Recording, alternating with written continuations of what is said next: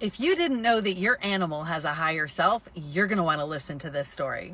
I have a lot of videos on social media teaching people how to get in touch with their higher self to get answers and healing and wisdom for themselves.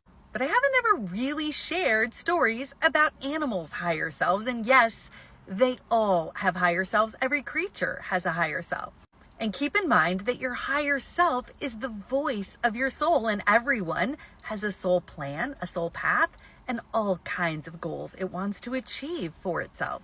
And just because they're a dog or a cat in this lifetime does not mean they are always a dog or a cat.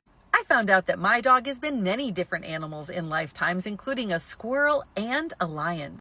So I think it's funny when I'm walking him and he starts to go chase after squirrels, and I'm like, dude, you need to stop. That was you.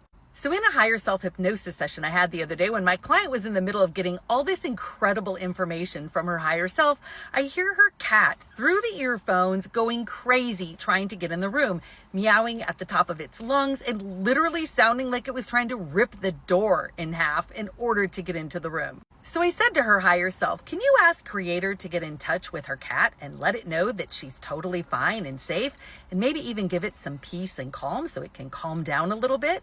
And after a pause, her higher self communicated through her under hypnosis, it's done. We saw the word fear in the cat, and so we pulled that and filled it with peace and calm. And I kid you not, as soon as that happened, I never heard another peep from her cat the rest of the session. When my client finished her session, she didn't remember this whole thing even happening.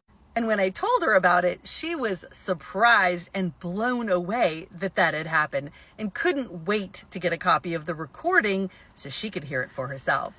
Not only that, but I talk to my cat's higher self all the time, and I can't tell you the number of times I probably could have or should have taken my cat to the vet, but instead I talked to his higher self and worked with his higher self to get healing for him and didn't need to take him to the vet for that particular issue.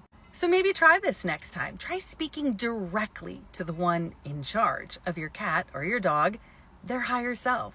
Keep an open mind and see what kind of information you can get about them and their journey.